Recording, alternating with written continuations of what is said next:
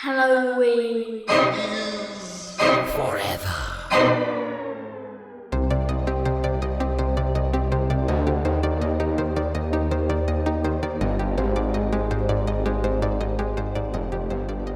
So, spoiler alerts abound here, guys. We are going to be talking about the newly released in theaters as of today horror flick Barbarian from 2022.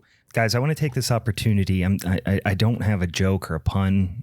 I just want to have a really quick moment of levity where we explore something that's been on my mind, I know, for a long time, and that, you know, I've been laboring under this for years now. And this proves it in a lot of ways. Meg loves incest so much. She fucking loves it. Every movie you've ever suggested has incest in it. I now have like five examples of this, guys. We'll get into it. We're gonna unpack why Meg loves incest so much. I don't like how this show started. Welcome, boys and ghouls, to another fucking Minisode of Halloween is Forever. I'm Brian. I'm upset. Yeah. I'm Champ. So, guys, going way back, for those of you who have been fans of the show, have been loyal listeners to the show, and for those of you who haven't, again, fuck you. Fuck you, but welcome. Yeah, fuck you. Welcome. Welcome. We love you. Meg started out very, very early on. She won the very first Showdown episode. And then the very first thing she suggested that we watch was The Strange Thing About the Johnsons, which is incest. A lot of incest. I mean, that's pretty much the whole film. Like, you could go as far as to say it's a monster movie and the monster is incest. Yes. Okay. Yeah. Okay. Let me break down that with horror these days. What is the scariest thing besides what happens in reality? Yeah. I'm not defending myself at this but point, you did suggest with the this movie we're going movie to talk about tonight. I didn't even know what I was going to walk into. So fuck you, Brian. Going back, I think now this is the fifth example of like intense You're coming at me and I don't like incest themes in the movie. It's like one of them, you do it. Okay. So it happens one time. You're like, oh, that's, one time. Okay. Whatever. It could happen to anybody. Twice. Oh, that's a little bit weird. Three. Now we're getting into a weird coincidence. Once you get into like 4 and 5 time ranges that you specifically suggest 100% of the incest movies. Now we're like, okay, so this is strange. We got to figure this. Yeah, I don't like what you're insinuating right now at all. I just don't. It's a strange thing about Halloween is Forever. Let's be real. Yeah, yeah. So we are going to spoil the absolutely ever loving shit out of this movie. So if you have not seen it, I would say that this is one of those movies that you definitely don't want it to be spoiled. You want to go in as blind as you can, which is what I did. I was fortunate enough for this and Nope, really. I didn't know much about that before I went in. Mm-hmm. Really enjoyed the hell out of them. And I think maybe this movie more than Nope, I think I would have been okay if I didn't know. Oh, maybe not. I don't know. We'll wait and get into it. I don't want to make that statement necessarily right off the bat. But we're going to get into Zach Cregger's feature debut, Barbarian, here in a hot sec. But for those of you who are new to the show, on account of this time of year, we got a whole bunch of sumbitchin' freeloaders. They come over here. They're like, what's new? What's new? Halloween, going into the search engine. And then they find us, and then they come over here, and they have the goddamn nerve and audacity to listen to our podcast. And it's bullshit, you guys. If you're not going to listen every single episode, we have a lot of new listeners this time of year. So I like to explain what we try to accomplish on this here podcast. So what we do is once a month, we have a showdown episode. We have an episode every damn Monday comes out. But on the first Monday of the month, we have a showdown episode. And what we do leading up to that showdown episode is we have this big old spinning wheel that has a bunch of topics on it that were created either by us or suggested by listeners, social media friends. They're subgenres, they're topics of discussion, they're whatever. We spin that wheel, we get 3 of them. We put it on the social medias and we let our friends and followers and listeners vote. They vote on a topic. Once we have that topic, we pick a movie that pertains to that topic. We watch them, we argue about it, and then we vote, and eventually somebody reigns supreme, takes home the motherfucking championship belt, that little bit of shoulder candy for that month. They get to flaunt it around. They get to take down Giant Eagle when they're buying their apple cider and their candy corn, swing it around, walk to all four corners of the building, do pose on the turnbuckle. And then the next month, it starts all over again. So if you want to help us do that in the future, whether it be suggest topics or vote or do something like that, go ahead and check us out over on our social medias. It's at Halloween is Forever on Instagram, at Hallow Forever on Twitter, Halloween is Forever Podcast on Facebook, at Halloween is Forever Pod on TikTok, I think, and Halloween is Forever Pod at gmail.com. Or is it just Halloween is Forever at gmail.com? I always forget the pod's on the Gmail. The pod portion is on the Gmail. Yeah. Doesn't matter. Don't email us. What are you, my fucking mom? You don't need to email. Don't send a fucking email. DM us. Mom would have written a letter. Okay, let's be real. Self-addressed stamped envelope. But speaking of envelopes, if you do feel so inclined, if you like this here podcast and you decide to rate or review us on the Apple Podcasts or the Spotify's of the world, go ahead, give us a 5-star review. First of all, just learned this. Never noticed it before. Bunch of fucking people have reviewed us on, Apple Podcasts, wherever. They give us the 5-star review. They say, I like this podcast, whatever. And then if you want to, show me that. Tell me you did that. And then send me a DM on the Instagrams. And then I'll send you some damn Halloween is Forever stickers in the mail. Some son of a bitch, some rat fuck gave us a 3-star at some point. What a bitch. So we're at the 4.9 right now. Scumbag. And it's pissing me off. And listen, if you're listening right now, you gave me a 3-star, I'm challenging you publicly to a no holds barred Extreme Rules match. Tax. We're going razor wire. We're going tables. No holds barred. Extreme Rules. All right. Coffin We're match. a very serious also. show, and we take all of these reviews very seriously.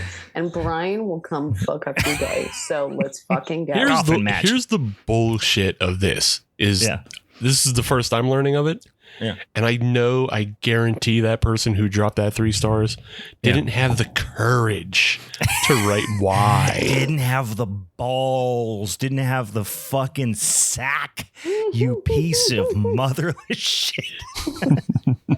Just we're cutting promos now. Yeah. I love how we don't take criticism well is what we're really coming out and this saying person right now. that may or may not exist. They might be a fucking Russian bot or something. We're just cutting promos, insulting them. The cream rises to the top. All right. So everybody knows that you ain't got the courage, huh? Yeah.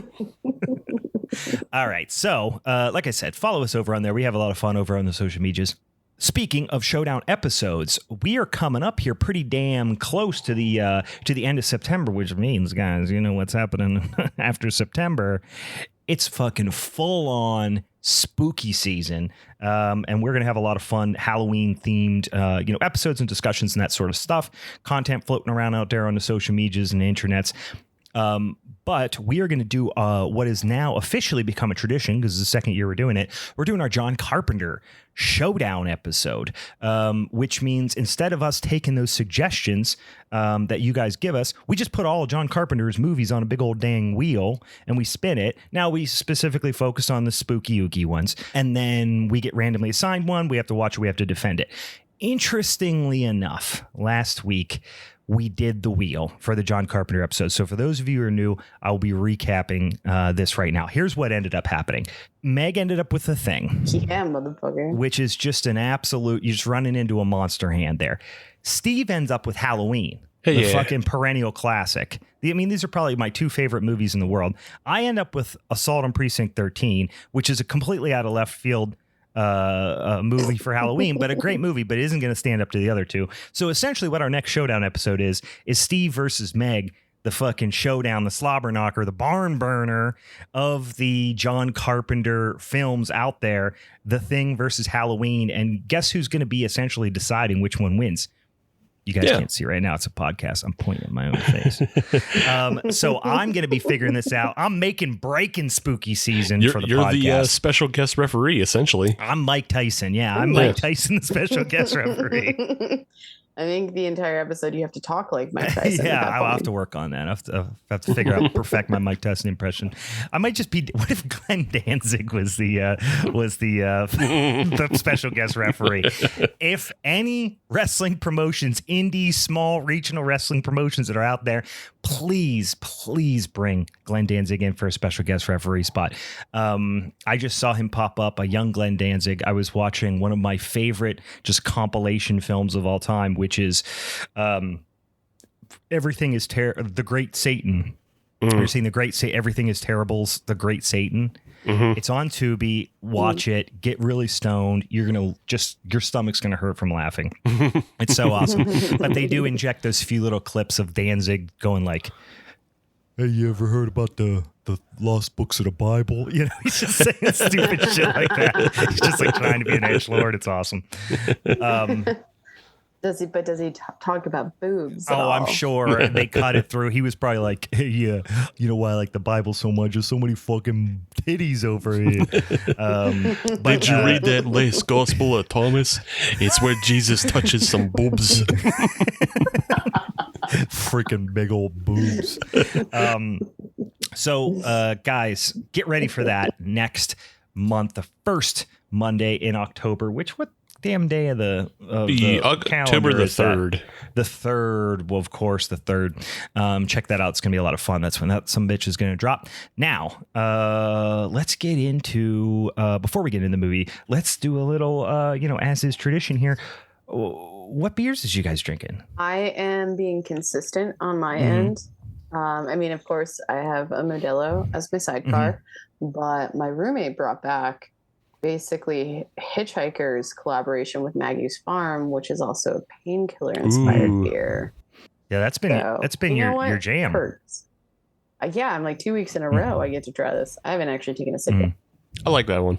No, it's really actually really good. It's really nice. Yeah. Very like orange forward, and you get like coconut, a little bit like coconut sweetness like on the back end. Meg, good body. Meg brought me one of those painkiller ones. Who made the who was it? It was Prairie, right? The Prairie one brought me one. We went to the it, I think. I definitely slammed it in the parking lot outside Stage AE before the Idol show. We shotgunned some beersies. I slammed a couple of those. Video to you. Oh yeah, you did take a video. I forgot about that. It was pretty good though. And I'm not usually a big fruit beer kind of guy, but it was pretty enjoyable. I am also very much on brand for what I'm drinking. I am drinking a little Oktoberfest Märzen beer, Bavarian style Märzen beer. This is from Enegren Brewing. Which I've had their beers on the show before. My friend Scott from Southern California, sent me a little care package of Enegren beers, and they're all so fucking good. But this is their Märzen, which I don't know if I had last year. I don't remember, but it's fucking delightful, as all of their lager beers are. So I got a Schwartz beer. I had like a single hop Pils. There's something else. What else do I have in there? I don't know. A lot of fun beers. They do some smoked beers. I'm just, really traditional German style, really well made German style lager. So, like I said, on brand. Let's see if Steve makes it 3 for 3 in terms of on brand beers. Yes. Yeah. I'm drinking gas, so yes. Yeah. Drinking a little bit of the Zoom juice, is ya? Yeah, so I had this beer, and I'm just like, it's been sitting in my fridge, and it sat for too long, and now it's just been too long. I just have to pinch my nose and drink it. But it's actually not terrible. It's drinkable, but I don't love it. It's probably better when it's fresh. It is the Roke Brewing Company. They're out of Royal Oak, Michigan, and it's ROAK. Yeah. It's their Blow Your Face Out Double IPA. It is a 10.5% ABV, 100 IBU. Jesus. What the fuck? What is this, 2008? Yeah. What the fuck? I was also thinking the same thing. Like, this is the shit that you would see. It's Stone Ruination. Mm-hmm. That beer is actually from 12 years ago. Yeah. You just it was super it was super on trend when he bought it. It's hard to tell if like all the unpleasant flavors are because of what it is or because it sat so long. So I don't know. When's it from? How old is this beer? I think it's got to be at least like 9 months, if not more. It might be like a year old, because I bought it at Vintage and I bought it with the like purpose of being on the other podcast, and then I just never put together a show with it, and then just. Yeah, so it's been sitting in my fridge, and I'm just like, well, all right. Well, no, at least it's been refrigerated. Yeah. So, yes, but of course that you're kind of experiencing your own horror film by drinking it at this point too. You know, there's a lot of suspense leading up to it. You know, you take your first sip, you're like a little scared. It's great. You're right. We should probably think about like a craft beer horror film of like, all of a sudden you wake up and your entire cellar went bad overnight. And the first. But it would be because some entity took over and it just turned all the beer bad. The first, you're right though, Meg, because the first bit of horror I had was when I opened the can, I didn't know what was going to happen, so I opened it over the sink, and then there was just like no carbonation. Like, oh no! I was like, oh no, and no. Yep, 9-month-old double IPA. I heard that's hot in the streets now. That's what the kids are into. Why didn't you not try to sell this? Yeah, my bad. All right. So let's get into this son of a bitchin' movie. Again, I will reiterate once again, if you haven't watched this movie and you have any intentions of watching this movie, we're going to spoil the ever-loving shit out of it. And it's a movie that is definitely one you want to go in blind to, because there's some cool, twisty-turny stuff that are going to lose a lot of its mustard if you go in knowing what the fuck it is, obviously. So you don't want to lose your mustard. Listen, you don't want it to that's go something on your my granddaddy always told me. Don't lose your mustard. That old Western Pennsylvania phrase. Don't lose your mustard. So let's we'll go plot synopsis but we won't go through every single part of it. But we also saw this separately, and we all saw it within the last few days, right? Mm-hmm. Yeah, I saw it last night. You saw last night, so it's pretty fresh in everyone's mind.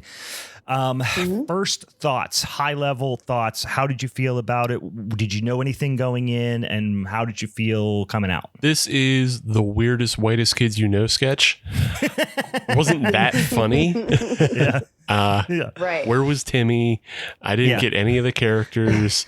It didn't make a whole lot of sense as a Whitest Kids sketch. Long for a sketch, too. Yeah. Very long sketch. Yeah. We should say, I didn't mention at the top of the show that the director who Zach I keep wanting to say Cregger, I keep want to say Cregger, but Zach Cregger. He was a cast member and part of the sketch comedy troupe Whitest Kids You Know, which used to have actually it was a really great show. And I think he and who was the name, because there was one gentleman who's on that passed away. Yeah, he and Trevor Moore were kind of Trevor Moore. That's right. They kind of headed it up, but like everybody was a writer on that show, so yeah. So very, very obviously known from the comedy world, and this is his first feature-length directing debut. I think he did have another movie back in like 2012 or something. I don't know if it was feature-length. I never saw it, but I do know that it Miss March? Yes, horrible reviews. I did see Miss March. It was directed by both Trevor and Zach. Miss March. It's a bad movie, but it has two. Did you see it? Oh yeah. It's one of those movies that I watch like on the down low and kind of regularly. Not down low anymore, kind of bro. regularly. Yeah, like every now and then I'll pop it on, because it has just like, I don't know, it just has a couple really great bits. It is like, I don't know, you can't. It's bad though. Like, is it a comedy? It's a comedy, but it's like super problematic in a lot of ways, and it's like, it's very funny though. All right, now I want to watch it. I just saw that it had like unbelievably bad reviews. Oh yeah, it's terrible, but like also it has funny bits. So yeah. I was gonna say so high level review. Like I feel like I walked into it with knowing how many crazy positive reviews that were like coming around. They're like, oh, this is the scariest movie of 2022. And when you get those, you have to walk into it being like, it's either being overhyped at this point, or this is totally going to be on point. And I think I'm leaning more towards it's mildly a little overhyped personally. I felt like for being as long of a movie as it was, which again, what is it, like 140, like 145 ish, an hour 45 minutes or so. It was 145, 150, something like that. Yeah, so that's like a longer horror movie, and I feel like the pace worked because of the way it was broken up, which we'll talk about. Yep. So I felt like that felt good. There were some fun parts. I think Justin Long played it. Like, I think the actors made the movie better than the overarching movie itself. Yeah, good performances, good, well shot. Yeah. Yeah, the shot. I was gonna say that might have been one of my really positive takeaways. I think like the sound was great in it. I think the shots were really great in it. Characters were really good. Bill Skarsgard was amazing, though he I thought he was going to play a bigger character in it. Didn't. Justin Long was a douche, and you loved how much of a douche he was. You're like, wow, like that you are on point for every single step of this.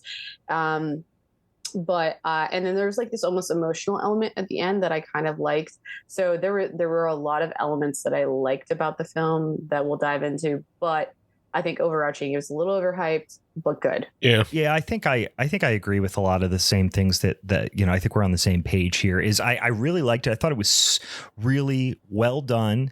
And despite being over an hour and 45 minutes, it felt pretty tight, I thought. Also, movies, for whatever reason, for me, don't drag in the theater the way that they drag when I'm watching them at home. So I think I'm a little bit more forgiving to longer movies, and also probably because most of the movies I watch in theater are obviously modern movies, and they tend, modern horror movies tend to be a little longer. You know what I mean? The It's and things of the world that, 2+ hours. But I think it's coming back around because I'm seeing a lot of really tight, 80 under 90 minute horror movies coming out now, which I hope is a trend we continue seeing. But I went in with high expectations because people were talking so much about just how scary it is and everything. And that was a good thing and a bad thing for me, because anytime you feel anything hyped, you know what I mean, it has to live up to this expectation, which is not a positive thing. But the other positive thing was I fell for the trailer, and which we'll talk about in a sec. But the trailer is a complete misdirect. Yeah. Which they did a good job of, which I think, that's becoming, people are getting more clever with that, because it became this thing in the zeitgeist in recent years where especially I think about the Halloween, 2018 Halloween, where it's so many of the best scenes were in the trailer, and people were really pissed about that. And even Halloween Kills, same thing. And, some, Candyman, all this stuff, you're seeing so much of the movie in the trailers. And now people are going the opposite direction and going we're going to actually use the trailers as an opportunity to just completely fuck with the audience's expectations, which I kind of like. I think that's fun. And this one, we'll get into it here in a sec, but, when you see Bill Skarsgard, huge, giant actor, and obviously, plays Pennywise, he's kind of literal giant. Yeah, that's true. Although the guy who played the I'll say the monster in this movie, which we'll get to, a guy named Matthew Patrick Davis, he's 6'8" or 6'9" in real life. Yeah. He's fucking huge. But anyway, what was I saying? Oh, yeah. So this one definitely throws you for a little bit of a loop here. But Steve, did you have anything to add to that before we go through the cast a little bit? I was just going to say just two quick parts. The one comparison I heard pretty often was everybody was comparing it to Malignant. And and that's the thing is it just didn't live up to that Malignant reveal. No, it wasn't. No, same. Yeah. I liked Malignant way more. Yeah. And the other thing is just I didn't necessarily fall for the trailer. Oh, okay. I kind of expected something more than what was being led on, especially after everybody was word of mouthing this film. I was oh, well, there's no way that Bill Skarsgård is the villain of this. Yeah, you knew there was going to be something twisty, right. But I didn't think it was going to be, essentially a monster movie. I thought it was going to be a fucked up, sadistic serial killer 70 type of thing that goes to a crazy level. That's, and also I kind of didn't care about this movie at all. It wasn't on my radar before it came out, and there just wasn't anything that caused me to be I can't wait till this comes out, like, and pay attention to trailers or anything about it. So it's just like, for me, I just took it at face value. Right. You know what I mean? Because it kind of came out of nowhere. You know what I mean? It doesn't have any. Yeah. All of a sudden, you're like, wait, Bill Skarsgård's in this movie? Justin Long's in this movie? Like, yeah, I mean, I didn't see a lot being pushed at me like online, but I had been going to movies fairly regularly, like specifically, obviously horror, and it caught my attention like a while ago. You know, at least that it was interesting, but I think like I might have gotten tricked in like thinking that Bill Skarsgård, like I think I already said Bill Skarsgård was going to have like a bigger role in it. And I think like one of the downfalls of this is that, again, the pace was good, but I think because of the pace, you kind of knew what was going on by the time we had the reveal. Yeah. Like you knew, like you totally, before the last half hour, 20 minutes of the movie where we're really getting a lot of the action happening, you kind of are like, okay, like I'm here for it. I understand. It kind of reminded me like sometimes with like when you watch, say, American Horror Story, where you're like the first couple episodes are really scary and you're like, whoa, this is like an amazing concept. And then all of a sudden you get these mid couple episodes and you get the reveal. And then the rest of it is boring. And you're like, wow, this is stupid now. Yeah. You know what? The biggest, thing, like pleasant surprise for me in this one is I'm always excited when I'm just watching a movie, tra la la la, just kind of skipping along. And all of a sudden Richard Brake shows up. Like, oh, Jesus Christ. Oh, no. He's spooky. I love him so much. Good. Like, and he's so scary and everything. And I just fucking love Richard Brake. It's just his face. Oh, you're like, you were born for horror. He is. And it's not like he's like a... It's not that he's ugly. It's just that he's not ugly. He's like a handsome guy, but he's just. It's just harsh. Fucking sinister. Yeah. Like it's like this tall, lanky, but he has this almost outlaw cowboy vibe of him, where you're like, I know you probably could fuck some shit He's up. very expressive without being. I don't know. That's a bad way of saying it. He's very he communicates a lot with his face without being super expressive. I guess he kind of has like kind of the same cut to his face that like Michael Rooker does. Yeah, like they both have just very like angular features and just super sharp and super like just like intense. Without moving too much of their face, and it's just like square jawed, just like looks like he's clenching his teeth all the time. So we'll get it. Let's get into the cast then, because this first person here I had never seen. Apparently she's in a really good episode of Black Mirror, I think, which I haven't seen that episode. But her name is Georgina Campbell, and she plays Tess, who's kind of the main or one of the main protagonists in the film. She has a very familiar face, but I could not place her, and I tried to look, and I'm like, these are a lot of like. Not like them, like they'll sound like TV. Like she played a lot of TV. Yeah, she's on BBC. She's on BBC television. She's a British actress. Okay. So yeah. Okay. Yeah, she had a familiar face, but I couldn't put her anywhere. But. Yeah, she's like very pretty. Like just I think she looks like she has a very like similar look that they're trying to like cast a lot of like millennial. Like actors, you know what I mean? I just feel like they probably have a type, and I don't know who it's based on. They're like, oh, we're going for this type kind of thing. But she, like I said, she a Zendaya type. Yeah, perhaps. Yeah. So she's, but she did a fantastic job. Which now I want to go see that episode of Black Mirror that she was in, because I heard it was a really good one. So she plays Tess, and then Bill Skarsgård plays Keith. And then later we get Justin Long, who plays AJ. And then, like I said, we have Richard Brake as Frank, which we'll talk about a little bit here. And then we do get that Matthew Patrick Davis as kind of the monster character, which we'll talk about here in a few minutes. And there's some other like tertiary characters. Andre is played by James Butler, who I don't know him either. I don't recognize him either. But Andre was the homeless guy, kind of living in the neighborhood. Anyway, we'll talk about that, as we get into it. And there's some tertiary characters and stuff. But that's kind of the main cast.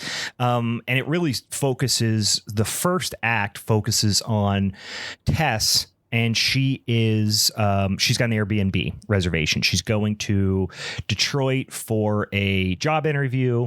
And she books this kind of not on purpose, books this Airbnb in a not good, looks to be a pretty downtrodden neighborhood, potentially dangerous neighborhood based on, what she's hearing in the neighborhood and things that she obviously are proven to her later. She goes to the Airbnb. It's like a dark and stormy night kind of thing. I heard somebody actually describe this as almost like oh, never mind. I'm thinking of a different movie. Never mind completely. I was going to say, because this reminded me of Clue a little bit. Oh, yeah. When they come to the door in the night. But then I was listening to a podcast recently, and somebody was describing a different movie that just came out not long ago as like the Clue of this generation or whatever. They weren't talking about this movie, but this does remind me of the intro, to Clue a little bit, where you're like, or even Rocky Horror Picture Show, I guess. It's the classic dark and stormy night. You're broken down on the highway. You're walking through the rain. You knock on the creepy door. But she booked this Airbnb. She goes to to go in. The key's not there.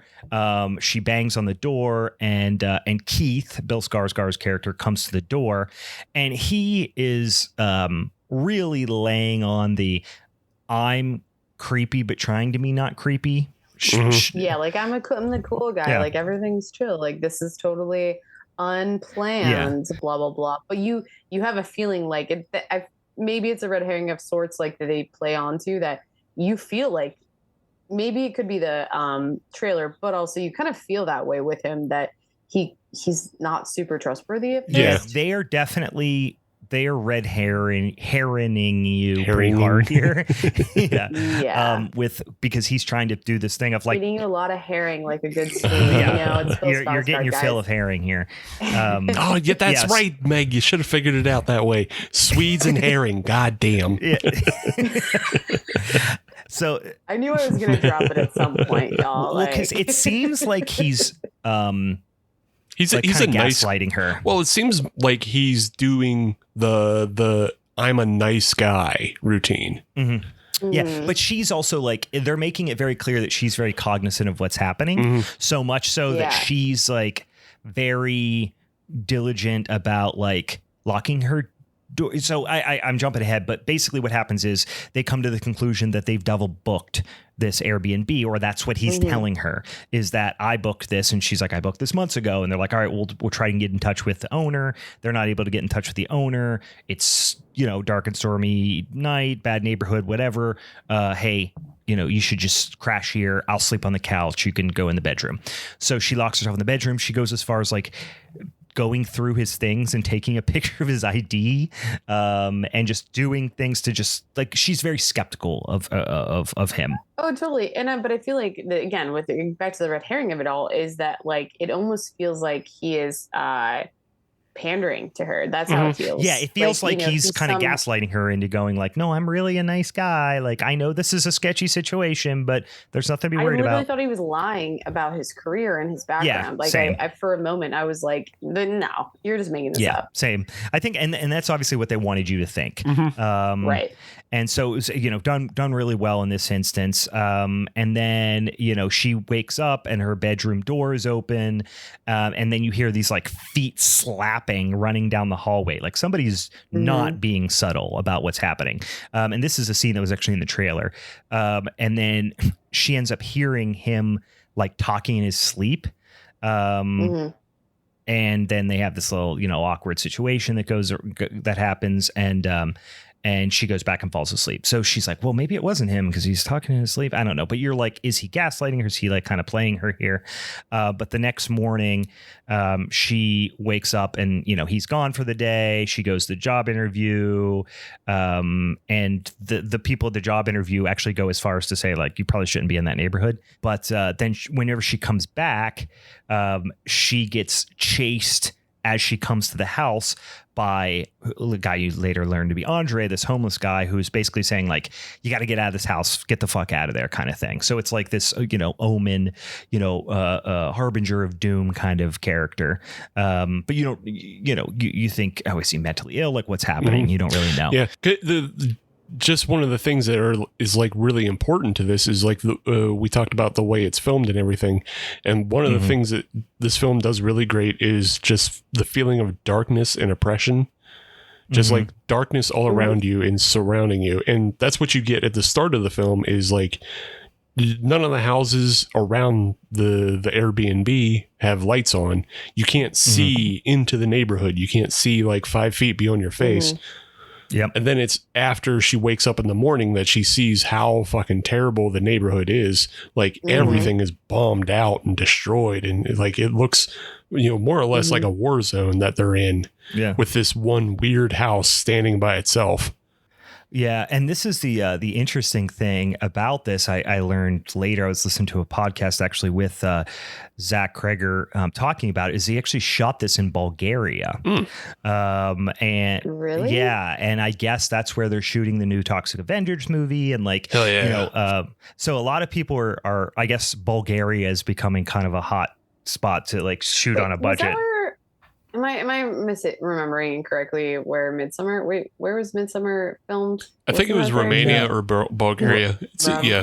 Romania is a big spot and has been for a few years to go. And this is the first movie that I heard of in Bulgaria, and I was like, oh, maybe that's the new like, cool, cheap place to shoot. And I think he said in the interview I was listed that there were 9 other American productions happening in Bulgaria at that same time. So that's wild. Yeah, it sounds like this is like the new hot, cheap place to, you can get good quality work done. And they have, they can pull together professional crew for, on the cheap kind of thing. Because I think I looked, this movie was like a $10 million budget, but it was greenlit by 20th Century Fox before Disney bought them.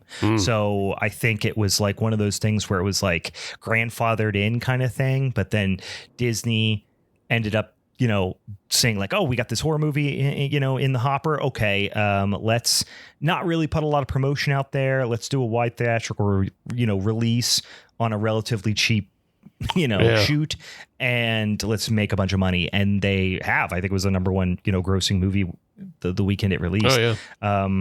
So they marketed it really well. Like, and it's one of those things where you like to, as a film fan, be like, oh, they created that, that trailer as a way to like, trick you and blah, blah, blah, all the stuff. But really, it, kind of all marketing stuff. Like the director has absolutely no say in what the trailer cut looks like, but certainly not for a, movie owned by a subsidiary of Disney, Luckily though, they recognized the value in marketing it the way they did. Yeah, they rather did. than and they giving did a great it away. job of it. Yeah. Right. Yeah, and just throwing it on Hulu or some shit.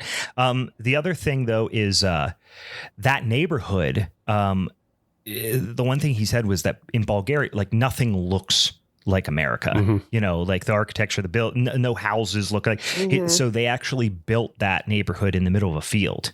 And so most of the houses are just like facades, basically, which I imagine it's easy to make a really shitty looking neighborhood out of facades. You know what I mean? But, Rob Zombie is just done the same exact thing for the Munsters. He built the entire like neighborhood in an Eastern. I'm looking right now to see if it was also. Oh, he did it in Hungary. So he just built the entire neighborhood in Hungary because they're like, the architecture doesn't look right, and also Munster House. Hungary is one of the few places where maybe there is a house that looks like the Munsters house. I don't know. Maybe the mild ethical part of me is like, yeah, but what are they doing with all these structures afterwards? Or they're just like tearing them all down, or they're like, I don't know.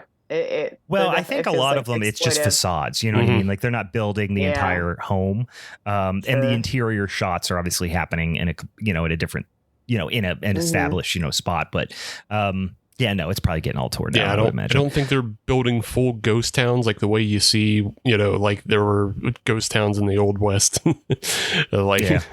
Yeah, well, just still the exploitive nature of it. It's just interesting to watch within like the film world that we're like kind of seeing now. I think like the more we do the show. Yeah, there's definitely an exploitative nature to even going over to these countries, because I mean you're looking to save as much money as you can and get things made on the cheap and done on the cheap, but at the same time and circumvent union labor and all that stuff too. Yeah.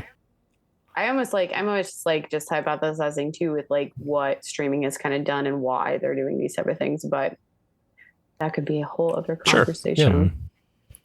Yeah. Anywho, moving on. Movie. Yeah. So, Tess is searching for like toilet paper or something, I think, at that point. And she ends up down in the basement. Bad idea, but she ends up down in the basement. And then she locks herself down in the basement. So she's searching, trying to figure out how to get out of there. And then she finds this secret, like, corridor thing, which there's like this rope through the wall and it's clearly meant to keep someone in kind of thing. It seems pretty clear. Right. And then she finds this really, creepy classic room you would expect in like some sort of like abduction movie where there's just like a stained gross mattress with a a camcorder kind of pointed at it type of thing. We got the shit pot too. Yeah. Though, the old shit pot. Yeah, you never want to see that. Yeah, you never want to see a shit pot when you walk into a room. That's usually a frowny face. But she gets the fuck out of there, and Keith lets her out, and then once he gets back. And then she tells him, what's going on down there. And he goes to check it out. And he doesn't come back. And then that's when I fuck off. But she goes back down, Wait, can I ask you, what was your initial thought? Because I had an initial thought. About her decision to go down there? No. Or what was going to be the case? Keith having disappeared. Yeah. I think this is where, obviously the red herring is completely shattered at this point, but they still, up to this point, are still making you believe that somehow he is part of all of this that's going on. Yes. I didn't know if it was going to be some like wacky cult thing or something. Like I knew there was going to be some sort of big, I don't say twist, but it was going to go crazy because otherwise people weren't going to talk about it like they did. And like, even, we talked about Malignant, you knew there was this big crazy batshit thing that happens and everything was pretty standard for a while. But the thing that happened is so batshit that it truly lived up to the hype. This thing, I was almost expecting. I think Malignant ruined all twists for me forever because it's the greatest twist in cinema history. No, but it's seriously, it's so this one, I was like, are they going to try to do something like that? Are they going to do it where, Bill Skarsgard's a fucking giant spider or some dumb shit? You know what I mean? That's kind of what I had in my head is he's a fucking alien or he's doing, whatever. But I saw people describe this movie too as sadistic. Like I saw a quote, something like it was some sort of sadistic movie. And I was like, okay, so that leads me to believe there's like a torture component, So I'm like, who is doing the torturing? Is it Bill Skarsgård? Is he like, I almost expected him to be like the toady of some other, super serial killer. That's kind of where I thought it was going. Yeah. Or a cult or fucking aliens or fucking druids or some shit like that. Yeah, I thought this was a cult movie because, I don't know, there was something in the promotions that I saw that was like, I think it was centered around like that TV we eventually see. Oh, yeah. There was something about that I saw, like the TV, and it's like, oh, it's some sort of reprogramming. Like they take people into the basement and reprogram them for whatever, and like a Stockholm syndrome type of thing or something. And maybe Bill Skarsgård was originally a victim or something like that. Yeah, no, that's kind of the rough direction I was thinking too. Meg, what did you think? I honestly thought it was more like Bill Skarsgård was part, like he at some point was the lure to the house. Like that's kind of where I was at mentally. And I thought that he somehow was then going to like you saw the basement, you knew something was going on down there. But I thought that, again, Bill Skarsgård, Keith was going to be luring people down there and then something else was going to happen. That was my thought. Yeah. That's where I was at. And then this obviously was the moment we completely were like, nope, this isn't happening. Yeah. Oh, by the way, I was going to suggest that we refer to Bill Skarsgård as Billy Skateboards. I just think that's a very God, I love that. funny way of referring to but it. I also feel like you're now demeaning the his Scandinavian background. Billy Billy Skateboards. Yeah. That's a sick name. Yeah. Because I mean, what are you going to do to my last name next? You know, I'll think of something. Also yeah, skateboards. Yeah, it's all your all nickname's also Scandinavian names are Skateboards. just like skateboards. Scar. Oh my I just God. kept saying Skarsgård when I was talking to this movie. Skarsgård, and I just eventually it just sounded like I was saying like a weird, when you say like podcast and all that stuff. But Skarsgård, skateboard, Billy Skateboard. How do you feel about Maggie Seydoux? Oh my God, I hate you so bad. For everyone who doesn't know my last name, Seastead. My last name is Seastead. Maggie Seydoux, Maggie Seydoux, and Billy Skarsgård. Billy Skateboards. I mean, I guess it's the closest thing because, like the meaning of my name is like related to the sea. So I mean, whatever. We should that's a T-shirt. It's Billy Skarsgård with his one, floating eye, with like a hat on sideways, Jenkos holding a fucking sick blind board. Oh my God! But still, like the craziest face. Yeah. You know what I mean? Oh, he's great. He's fucking fantastic. Yes. Love me some Billy Skateboards. But so I mean, but the whole idea of that room though too, I think it definitely gives you this hint of like there's something greater going on that we don't understand. And then all of a sudden Keith like disappears and you're like, no, this is her trap. This is when she's going to get caught. Like somehow a door is going to shut or blah, blah, blah. Like she's going to be caught. Yeah. But I do like the cult angle because I feel like that's how it feels. But let's go on and actually tell the people who haven't seen it, who are now wanting us to spoil the fuck out of this for them. Yeah, we're getting there. So basically she goes back down to, play hero and find him, and he gets down there and you can hear him like screaming and stuff, so it's pretty creepy, very tense scene. And the whole movie's like pretty tense, which, they do a great job of building that tension up. And then finally he does the old like jumping, screaming out of the tunnel, and it almost reminded me of VHS 94 a little bit. Like when they're going down that corridor thing. Mm-hmm. And then he pops out with his crazy Billy Skateboard face. And, you're like, what's happening? Is he still trying to like fuck with her or what? Is this like a big game to him? And, he's saying that someone bit him or something bit him. Yeah. And they're all freaking out, panicking, and all of a sudden, but we still don't fully believe him. No, you don't believe him. As much as she started trusting him, I think at this point we still have not, as an audience, trusted him. Yep. So like she's still like, no, I'm not going to follow you this way. Mm-hmm. No, this is you're telling me you're going to go into the fucking fire. Because he's trying to drag her in a direction, and then the other thing is like he says he got bit, but like and this is just good on the camera work and everything, is like you never actually see him injured.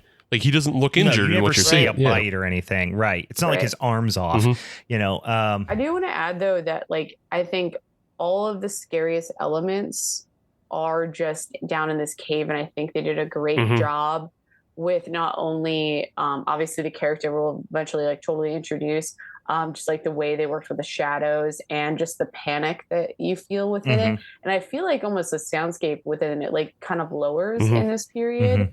Like, so you're creating your own tension because the darkness is creating it for you is kind of how I felt. And she's seeing some fucked up stuff when she's going down there. She finds the other tunnel and like obviously evidence that like people are being, held down here against their will. But anyway, so let's cut to the chase here. All of a sudden, big, enormous, naked, fucked up Hills Have Eyes looking giant tittied woman comes running out, big old swingers, and she comes flying out and just had a chance with those kids. And she probably got back pain. Oh yeah, I would imagine. Yeah, they probably each weigh about 40 pounds. I mean, she's still a giant though, so she's also about 7 foot. Like she looks like a giant monster.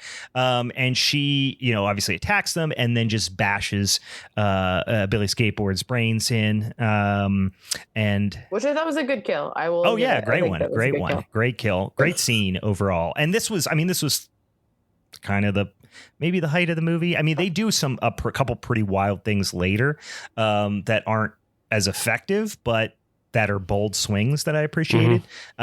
This one is, this is the pinnacle of the movie in my mind. But yeah, so she fucks up old Billy skateboards, and then it's just like cut to 2 weeks later. So this is the psycho, treatment, whereas you get introduced to these characters, you think they're a big part of it, and all of a sudden they just die, and now you're just in a completely different direction. Now, of course, they eventually, cross paths later on, but you fast forward to 2 weeks later, and you get introduced to Justin Long's character, which I know that Justin Long has become kind of a weird. Like, he's the guy that a lot of like bro-y horror bros have a crush on. Like, they love Justin Long. Well, I think it's because like when I was talking to someone else about this, and I think like a lot of people still associate him with like some more comedic or like rom-com type. Sure, roles. It could be. I mean, I think Tusk. So I think that's what they're Tusk too. Yeah, you don't fully take him seriously. Which is why I think it was still worth. What was the other one? There's another. He was in another pretty big horror movie. Jeepers Creepers. Jeepers Creepers. Oh, Jeepers Creepers. Of course, he's great in that. But I thought that, I mean, these are two vastly different films that we're talking about, Tusk versus Jeepers Creepers, and I mean, Jeepers Creepers being the one that you're like, no, this is actually can be considered really scary, and I thought it was pretty scary when I watched it. Whereas Tusk is like, this feels satirical and just like fucking weird as shit. Yeah. And it's like, but I love that it's played so straight. Yeah. That's my best thing about it. No, and that's why it works. But I mean, he's a great actor. I'm not going to lie. Like, he's a really, really great actor, and he's probably not in enough things. But he does usually pick pretty interesting projects. I find in at least in the horror genre, but he, I just notice a lot of like horror bros when I was like watching like people's reviews and stuff like this, that they were all like, fucking love Justin Long, he's my dude. Like, they just all kind of like love him. He's also a douchebag in this movie, so it all is on brand. Yeah. And I don't know that. I hear what you're saying. I think he's, I have no, I'm not questioning that he's like, he's very like boyish, charming, handsome guy. But he plays a really great douchebag. Yeah. So like, like in Tusk or, in A Marry Fuck Kill, I would marry him. He's a good looking, he's a handsome boy. Because he also has he has the comedic end to it, because I didn't really know him from Jeepers Creepers because I never got into those movies, but I knew him from Dodgeball, and he was in Accepted. I don't know if you remember Accepted. That was like a college, funny college movie back in the day we watched as well. So but he was always this like, the handsome boy next door type of thing. But I think you made a good point that he's chosen things, I think maybe in his older years, where are like he still appreciates the art of like film. And I think so that's why he's chosen interesting roles. I think Jason Biggs stole too many of his roles, and that's why he isn't in as many things as he should be. Probably. I don't know where I saw it, but I think I saw that Zac Efron was sought out after for his role in this movie and turned it down. Interesting. He would have been good in the Bill Skarsgård role. Yeah, actually. Oh, I didn't even think about that. I feel like he's too short. He still needed, I can't take him seriously. He's too short. Still needed a Bill Skarsgård who had this like indie artistic identity. I think Zac Efron would have been more believable in the red herring aspect if he was in Keith's role. But I think you still needed Bill Skarsgård looks like he is in the music world. You know what I mean? Zac Efron's too good looking. He takes me out of things. Like he looks like a Ken doll kind of thing. So he just immediately looks like almost. But in A Marry Fuck Kill, he would be the fuck. That's it. He would not be the man. Yeah, he looks. He's like the bad guy. Yeah, he's the bad guy in like a comedy about like skiing. You know what I mean? Yeah. He's like he's like, my dad owns the mountain. Like, do you know who I am, bro? Do you know who my dad is? Yeah. Yes. Yeah. Exactly. We're all saying the same thing, guys. Yeah, no, it's just funny to bag on Zac Efron because he has everything. Yeah, he's exactly. He's very good looking. Fuck him. It's called pretty privilege. Let's go. But none of us have. He looks like Yeah, he looks like he's made of plastic, like not a real human. So getting back to Justin Long as AJ, he's this actor, and we pretty much learn right off the bat that he's like a total piece of shit, and he coerced or there was rape allegations by one of his co-stars on the show that he's on, and pretty much, I mean, we come to learn they're 100% founded. Which I feel like it works for his role in this, but I felt like for the movie overall, we probably could have figured out that he's a douchebag in other ways. But I felt like that being such a high profile topic right now, maybe, I mean, what do you see? You're like giving a face. I'm curious. I'm just thinking of the way. It totally worked. Like within the film, it works. I just don't think we needed to find, because like the way his character progresses is it starts with like, okay, all we're seeing in this scene that we're talking about now is just like there's people on his speakerphone. Like we don't see any of the interactions. Right. We never see the co-star that makes allegations against him. So like you have to kind of take him at face value of like he's making denial, and then he admits it. But then he tries in a way to make amends. And I'm jumping forward a little too much there, but like he tries to make amends. But he doesn't, because he's doing it drunkenly. He's doing it in that. Oh no, I wasn't even talking about that. I was talking about like way farther forward where they're. We're talking like he's actually trying to. Yeah, trying to be he's like, maybe I was just a good person who made a bad decision. Maybe I'm a bad person, but I'm trying to do the right thing now. But he doesn't. You know. But he doesn't. We're jumping ahead. Yeah. No, but so maybe it does work for his characters. It just felt like so on point for the time that they're definitely who in this movie they're trying to appeal to is like very relevant people who are into like understanding what's going on relevantly versus But I think it sets up a good turn, then double turn. No, I agree.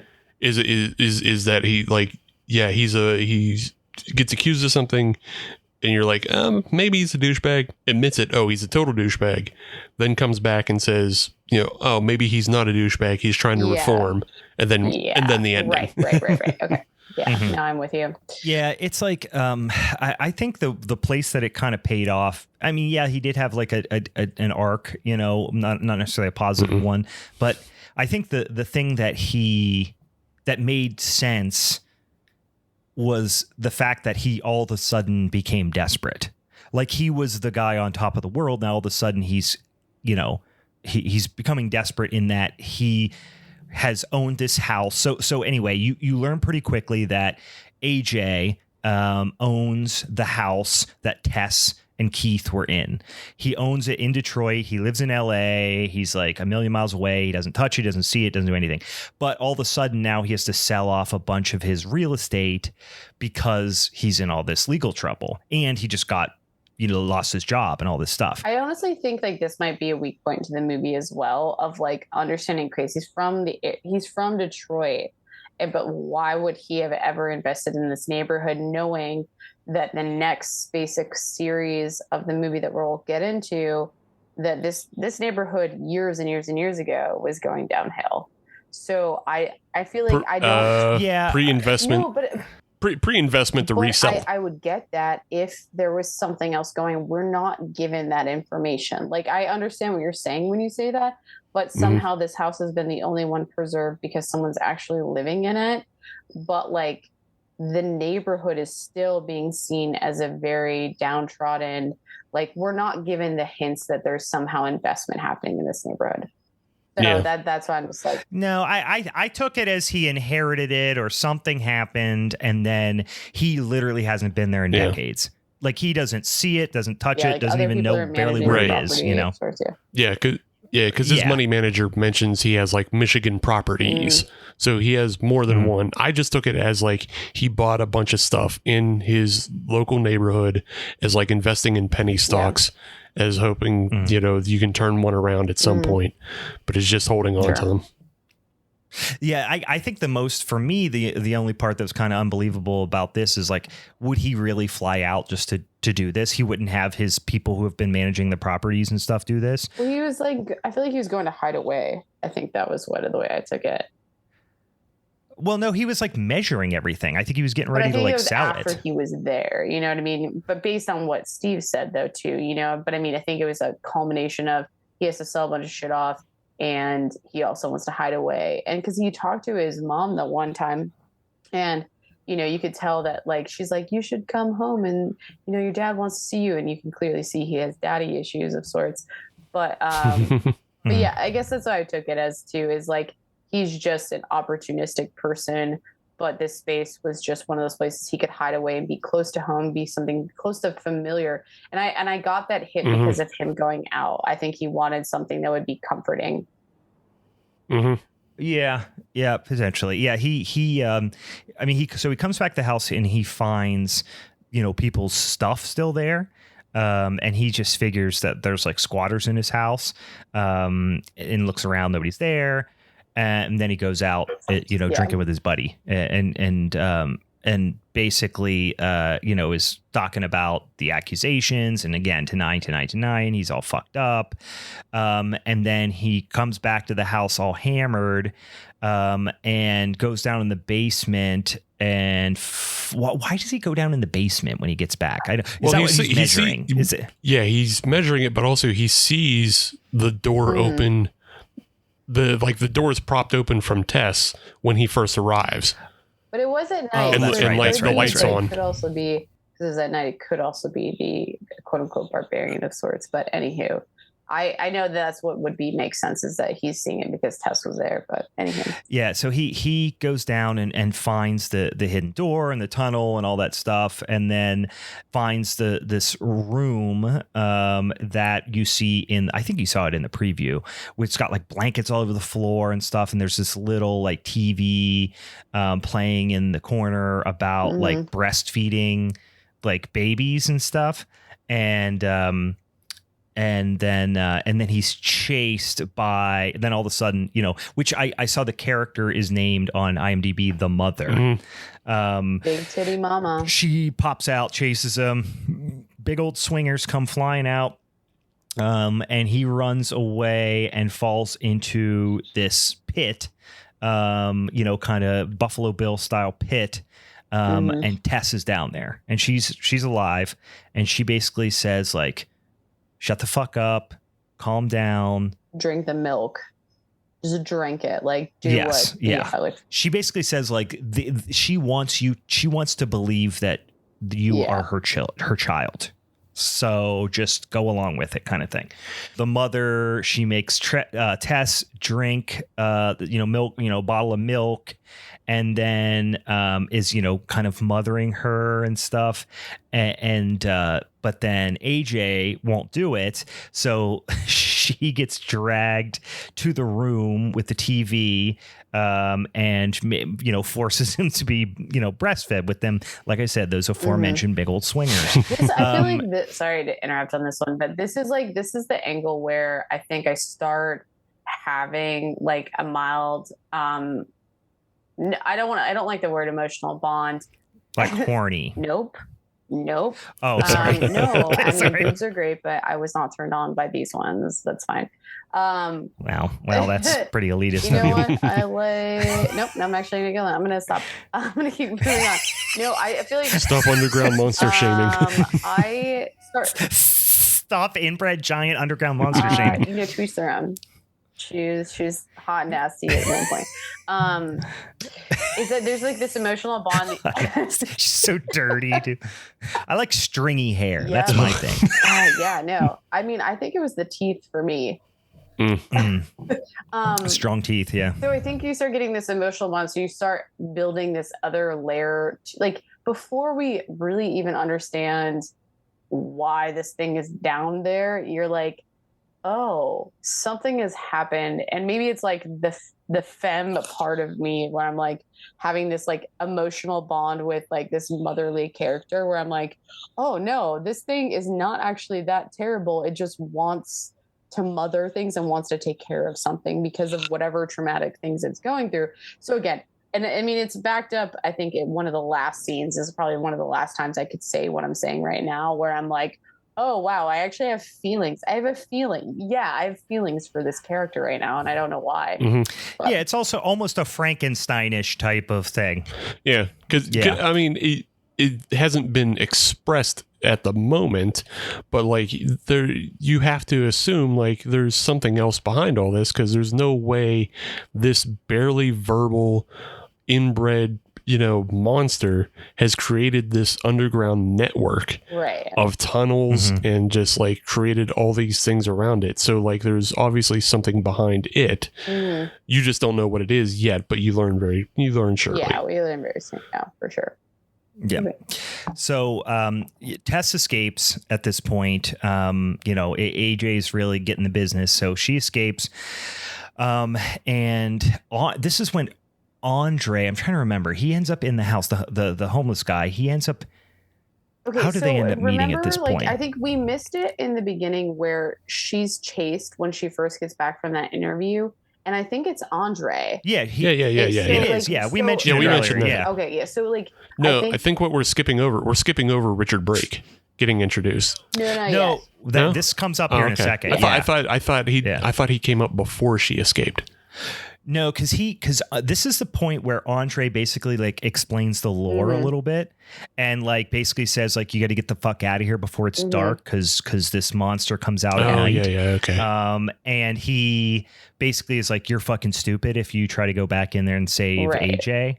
And then she like tries to explain what's happening to the cops and all that, and then that's when you get like the flashback. Okay, yeah.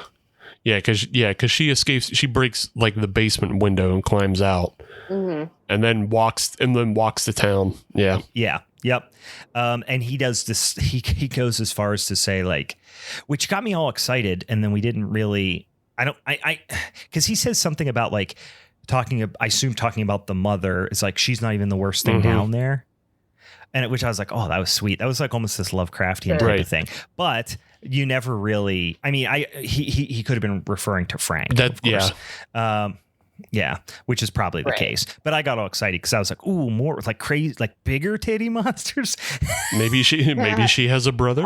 Taller. Wait, would his dick have been so big? He's got a lot of hugging, swinging things. Could have been. All right. Yeah. These people got a bunch of swingers down there. But so yeah, and then I kind of already said, he basically says like, don't fucking go down there, don't go back in there, get the fuck out of town.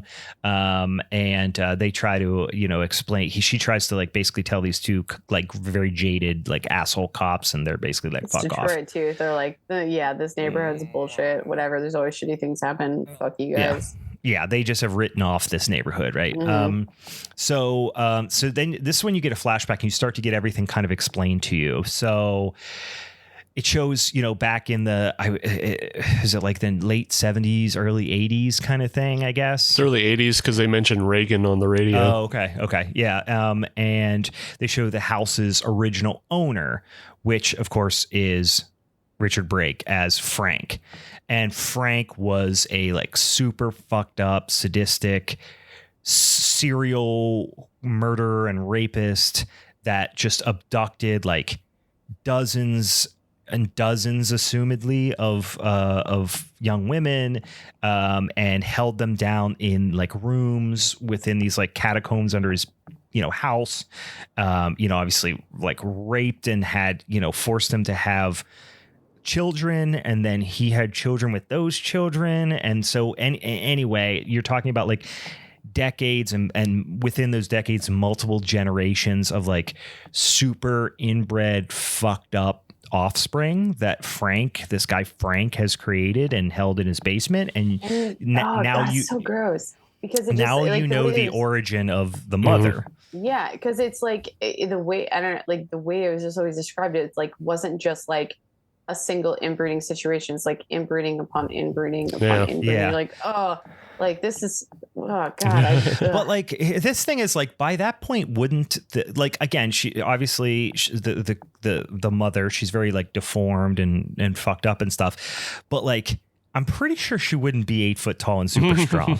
Like, I'm pretty sure she'd just have like bird bones and her teeth would fall out and, have and a bleeding disorder, whacked out poo brains and only lived to be He 6. probably definitely would have had white eyes or something. Yeah. I don't think you get super strength from that.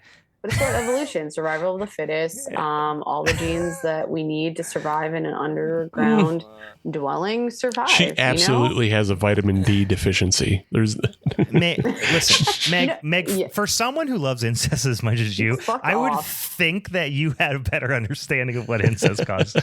I mean, look at Prince Charles, right now King Charles. He's got giant sausage fingers. Just look at him.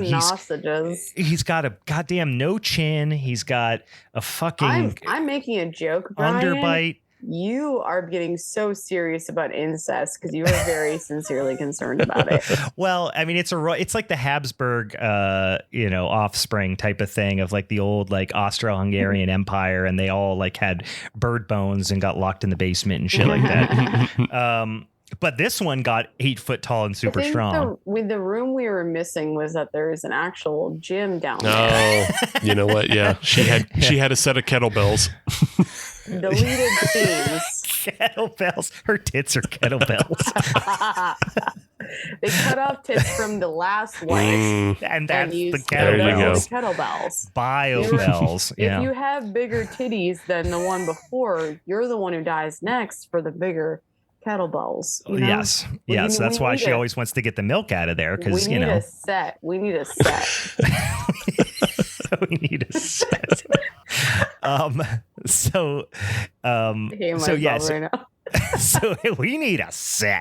I mean, an absolute unit of a set. Big old set of sandbags to carry around.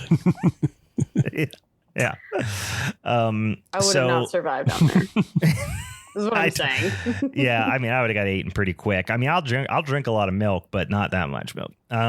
So anyway, when that's AJ's trying to escape, and finds the room that the mother was like didn't want to go in basically, and he finds Frank, Richard Brake's character, but he's like completely immobile and like all just like old and fucked up.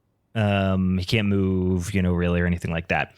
And he finds all these videotapes, and it's Frank, and all his victims, and it's just, obviously super, super fucked up. And AJ, and how does Frank end up getting the gun? Because he's asking for water. And then, like, he's nonverbal essentially, and then he's pointing at the end table. He's just all gooned up. And he sends AJ puts the end table next to him. That's right. And he just gets a pistol. Grabs it. I just find it so interesting at that point where how quickly he decided that, like, what had happened previously to make this situation where they somehow escaped is now the time that he needs to kill himself. No, I took it as he's been basically rotting away down there, and the mother has been, probably doing like the bare minimum to keep him alive, like giving him food occasionally and water occasionally or something like that. But he's like a complete invalid, like he can't move, he can't do anything. So his quality of life is like fucked. But at that point, the ego in such a like murderous rapist, I just don't see that being the case of like you wanting to kill yourself outside of that you somehow know that you're kind of caught. I think he became a prisoner of his own device in that he became, something happened, like he had a stroke or something, and there's no one there to help him and no one there to hear him because he's underground and whatever. So he's been down there just surviving in this like living hell for however long, and he just wants to die. But he can't get to the gun because he can't move. Sympathetic you sound to him right now. No, I'm just saying, I think that's his feeling. I think that's his motivation for killing himself. Maybe. I don't think it has anything to do with anybody escaping. I think he's just like, I want out of this. I just feel like there's so much ego in like everything. Just imagine like other stories we would hear of the same situation. It's like, I think there's just too much ego for that to fully make sense to me, which again, I'm only going to call it out as maybe a weak point. Well, no, he's literally a vegetable. Like he is. I get what you're saying, but I still think if he has survived to this point, like and he can still do what he does. I mean, I guess he can't. Obviously, he can't. but That's the but thing. like, I still think there's this ego to just survive and exist. You know, that it doesn't. I think it's more self. Like, I think it's more self. It's just self-interest. Yeah. You know what I mean? The things that he's done throughout the years. So yes, I'm now sure a there was decision just to be like, nope, I'm good now. Like, I can't can't rape people anymore. Yeah, he can't do the things that he did to satisfy all these, urges and stuff that he had. So he's just like, I'm done. There's nothing else left. Frank offs himself. And AJ obviously didn't know there was a gun present. And he grabs it. And then gets the hell out of there, or tries to get back to the tunnels, I guess, at that point. And the mother goes out, I guess, to find Tess or to find other victims. I don't really know, but I do. I guess I like the idea that it goes out at night and like snatches people up. Because, like, imagine walking down like a dark street with no street lights in the middle of this like fucked up neighborhood, and all of a sudden this like 7 foot tall, naked, crazy, deformed person comes out of the shadows. Like, that'd be that's a scene that I would have loved to saw. I mean, if we know her motivation is to be a mother, but she's still murderous, like, I think this is just an interesting dynamic to her character that I don't think was well fleshed out in this, and like her motivation, because she didn't. I mean, does she know who Andre is? Does she, like, why did she decide? Because we're getting to the point where, okay, Tess is out. So basically AJ gets trigger happy when Tess tries to go back and find him, and he shoots her. And this is that moment we talked about earlier where he tries to have that redeeming factor where he's like, I want to be a good person. This is an actual accident. I'm so sorry. I want to make it right. I want to get I want to get you help. Let's get out of here. And then obviously the mother comes out after them. AJ finds them and is like, takes them in, but she finds them and she immediately kills Andre. Yeah. So this was like, I'm trying to think of what happens first. It's like, so after AJ leaves, because Tess is basically waiting for the mother to leave the house and then hits her with the car. Right. And you think, well, you don't think she's dead. They try to play that she's dead, but you're pretty, she's not dead. Yeah, she pins her to the house with the truck. So it's not like a thing where she ran over her and ran her head over or something like that. She pinned her to the wall, and you're probably sure that she's just stuck and alive. Yeah. But then she goes in to find AJ at this point, and then that's when AJ accidentally shoots her.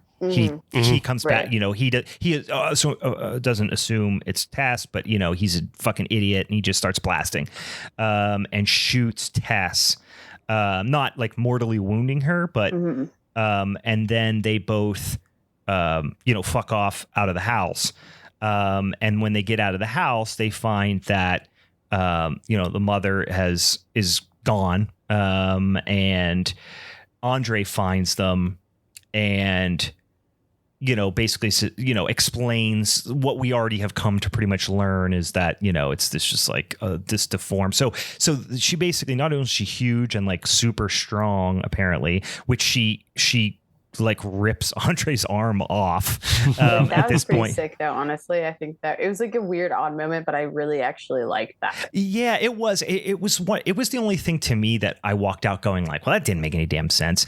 That's cool if she's really big and strong in the sense that she could like, smash Billy Skateboard's head off the wall and stuff like that. Like, that's fine, and drag people around and manhandle them. But ripping someone's arm off, like, that's a step too far for me. That's like X-Men shit. Like, I don't know. That's Jason shit. Yeah, that's Jason shit. That's Jason Voorhees shit, which is that one was a little much, but it was cool. Like, the effects and stuff are good. And it's so played for comedy. Like this whole scene, I don't love, because it starts with the close-up pan around of Justin Long giving this monologue about wanting to be a good person, or am I a bad person, and that is so over the top. Mhm. I'm like, you probably can't trust this guy. That's too much. That's too much. You're overselling it. And then He's also an actor, so maybe. right. Yeah, exactly. Yeah, his character is an actor. So like, yeah, he's overselling it. Yeah. But then it cuts to this shot, or like they ask how is the mother not coming in or whatever. And Andre is framed in this flat comedic frame. Like it's perfectly straight on. Yeah. And you know exactly what's about to happen because he says it's the frame that somebody normally is in before they get hit by a car. Yeah, it's a Buster Keaton frame is what it is because he's perfectly centered for the action. Yeah. And he's like, "Oh, I've been living here for 15 years and she ain't never come in here." And then the wall busts out. Yeah. Right. Immediately. Yeah, she Kool-Aid mans it through the wall. And oh yeah, we should probably say at this point that like she has, I mean, it's assumed that she has the brain function of like an animal, you know what I mean? Yeah. Like, this is like she has the verbality of just like everything is yeah, and it's like, yeah, okay, well, you weren't taught well. yeah. Well, and also you have whacked out poo brains because all the inbreeding. Whacked out poo brains. Yeah. So we had so she chases them up a water tower, which okay. All right. Yeah. And there's like this moment where she's like climbing up the water tower after them, and AJ just yeets Tess off the water tower, basically to like throw her, like, eat her, basically. He sets it up. Or save your baby. He says so perfect. He's like, if we were in reverse roles kind of thing, you would do the same. You're like, no, maybe this is me. Like, he's justifying the whole thing. And this whole thing is like, there's a lot of stuff, especially with Justin Long, that is played for laughs a little bit. Like even like obviously the scene with the we're about to get to an even more so scene like that. But even when he was doing the measuring, the measuring of the dimensions of the house, preparing to sell, there was like a lot of, comedic beats in there, but we didn't fully touch on it though, because like that was when he was actually seeing the murder room or like the rape room of sorts. Yeah. And instead of being like, oh my God, this is a rape room. Instead of running out of that room. Oh my God, do I have more room in this house? Can I make more money off of it? Is this more square footage? Like you're kind of like, oh my God. Yeah. He's a total piece of dog shit. Yeah. Just irredeemable piece of dog shit. So like I said, AJ yeets Tess off the water tower, and then the mother like dive bombs off after Tess and like basically becomes like the thing that the firemen use to like break your fall when you're jumping out of a burning building. But she's like flying. Like it almost looks like she's flying. It wasn't. I feel like overall, if we're looking at this like respectably, it's not a great scene, but at the same time, I loved it. I loved it. No, it's almost like she's like a flying squirrel, like an 8-foot tall giant flying squirrel. Her titties are just still there. You're still seeing all the things flopping, and it was just like, so to me, it was like a funny scene, but it wasn't a great scene. No. Well, the physics of it is you're saying, because Tess goes off the tower first, so you're saying that the mother jumps down faster than gravity. Yeah. Like get underneath of Tess. Right. Yeah. Like this doesn't scientifically make sense. Maybe it was the tits, guys. Well, this is how I took it, because, that's the old thing is like, if you drop a penny and a bowling ball, out of a tree first or at the same time, which hits the ground first, and it's, neither. They hit at the same time. It doesn't matter, how heavy you are necessarily. Exactly. But in this instance, for her to catch up to her, she would have had to do that thing that they do in like James Bond movies, where exactly, you know what I mean? Like where they're always like jumping out of an airplane, but then if you like turn yourself into like a bullet bill and like point your body, you can go super fast. Okay, guys, I have a theory. Jetpack titties. Yeah. Jetpack titties. Yeah, that's a band name for sure. The milk expressed. There was so much pressure behind her titties that it pushed her down faster. Yeah, there you go. Also now understanding that I'm just going to go with titties save lives is really what I'm getting after here. Yeah. Because the mother getting I'm underneath. imagining as she's jumping, she's farting and just projecting herself down with a giant inbred fart. Whole jetpack, let's go.